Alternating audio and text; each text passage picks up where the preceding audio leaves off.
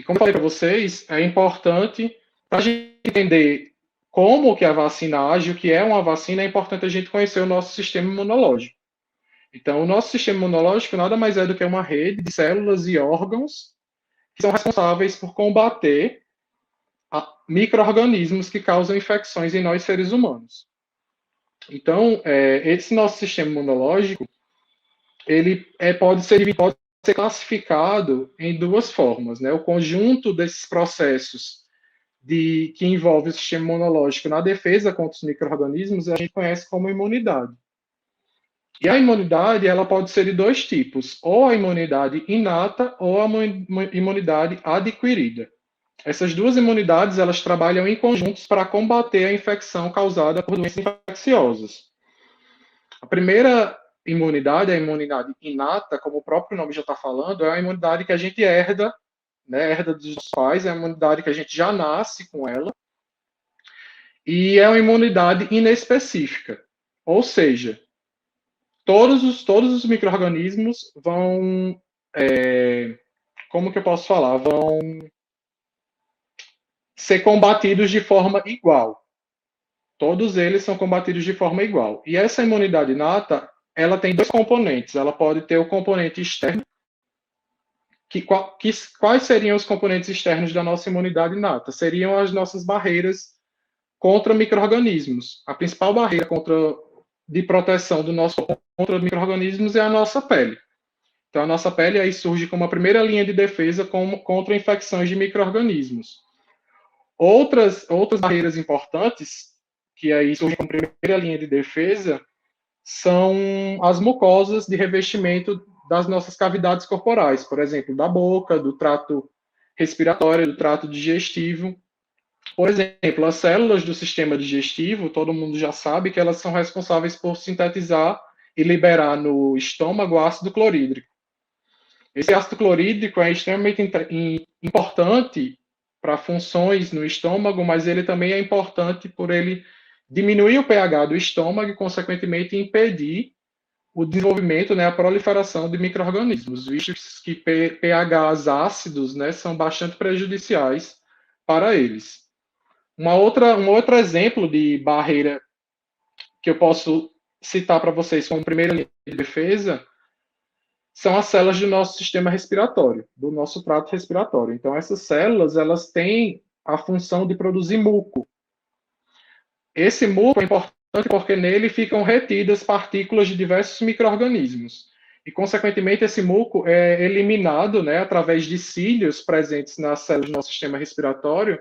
Eles são expelidos para a região da nossa orofaringe, e da orofaringe eles podem ser externalizados, né, através de secreções, ou eles podem ser deglutidos, onde os vírus vão ser, onde os micro-organismos também vão ser degradados e digeridos. Esses são os que nós conhecemos como componentes externos da imunidade inata. Mas a imunidade inata também tem os componentes internos, que são as nossas células fagocitárias. Então, em uma infecção, essas células fagocitárias elas são atraídas para o lugar da infecção. A principal exemplo de célula fagocitária que a gente conhece é o macrófago. Então, no lugar da infecção, esses macrófagos eles vão englobar essas partículas, seja de vírus, seja de bactéria, seja de outro organismo patogênico para nós seres humanos, e vão levar esses micro-organismos à destruição. Então, todos esses componentes fazem parte da resposta imune inata, que é uma resposta que é desenvolvida rapidamente quando a gente está sendo infectado por algum organismo.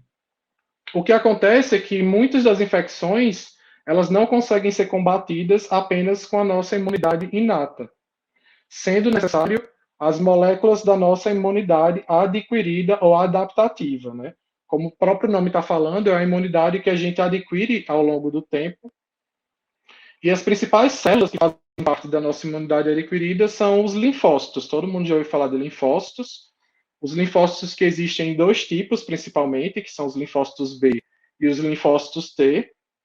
Os linfócitos B são os linfócitos que são responsáveis por produzir anticorpos, que eu vou falar para vocês um conceito mais explicativo no próximo slide, que são as moléculas responsáveis por identificar esse vírus, englobar ele e, consequentemente, ativar vias de destruição desse vírus.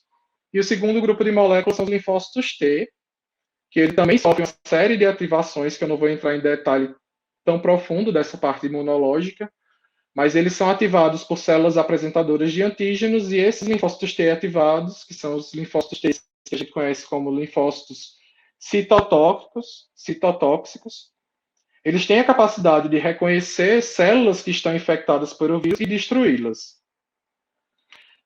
Outros conceitos importantes que a gente precisa saber para a gente entender o que é uma vacina é o conceito de antígeno e o conceito de anticorpo.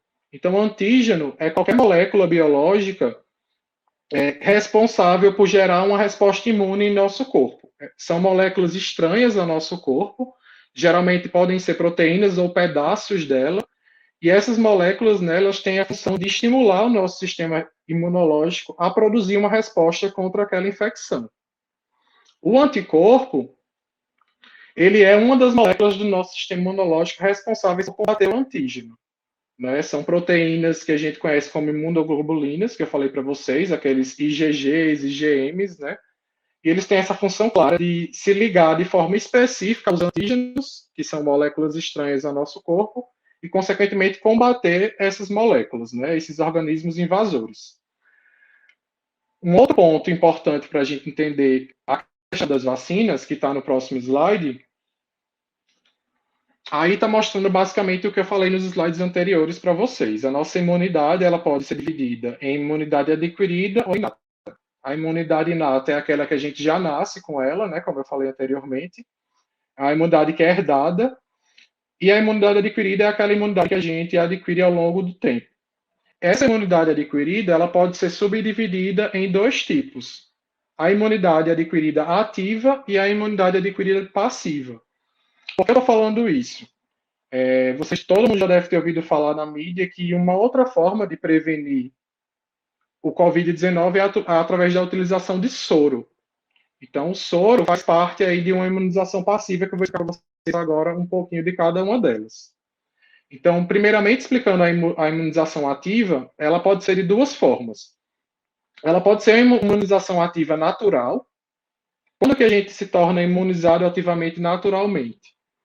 Na medida que a gente tem um contato inicial com algum micro-organismo patogênico. Então, esse primeiro contato faz com que o nosso sistema imunológico produza anticorpos para futuramente, caso a gente se reinfecte, esses anticorpos combatam essa doença novamente de forma mais eficaz e rápida. Mas nós também podemos ter a imunização ativa indireta ou induzida, que ela vai ser induzida por algum componente que vai estar sendo injetado no nosso organismo. Nesse caso, um exemplo de imunização ativa induzida, nós podemos citar a vacina. A vacina nada mais é do que um coquetel, né?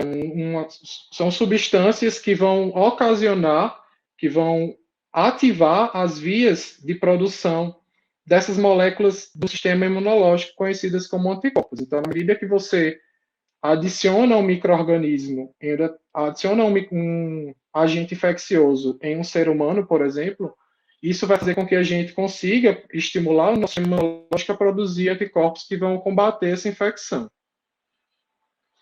Mas a imunidade adquirida ela pode ser também de forma passiva, né? Pode ser imunidade passiva. A imunidade passiva natural acontece, por exemplo, na transferência de anticorpos da mãe para o filho durante o parto, né? Durante os eventos aí de embrionários de formação do feto, da criança, enfim. E ela também pode ser uma imunidade passiva induzida. Nesse caso, a imunidade passiva induzida, como exemplo, eu cito o soro. Porque o soro é considerado uma imunização passiva induzida. Porque o soro nada mais é do que um pool, né, um conjunto de anticorpos que são injetados diretamente nos seres humanos. Mas como esses anticorpos são produzidos? Eles não são produzidos dentro de nós. O vírus, por exemplo, como que eu posso falar? O vírus, ele infecta outros animais, como, por exemplo, o cavalo. Esse cavalo, ele vai passar a produzir anticorpos contra esse vírus. Esses anticorpos vão ser purificados do sangue desse cavalo e, consequentemente, vão ser injetados em outros organismos, como nós humanos. Então, é considerado a imunização passiva porque nós não fomos responsáveis pela produção dessas proteínas do nosso sistema de defesa, conhecida como anticorpos.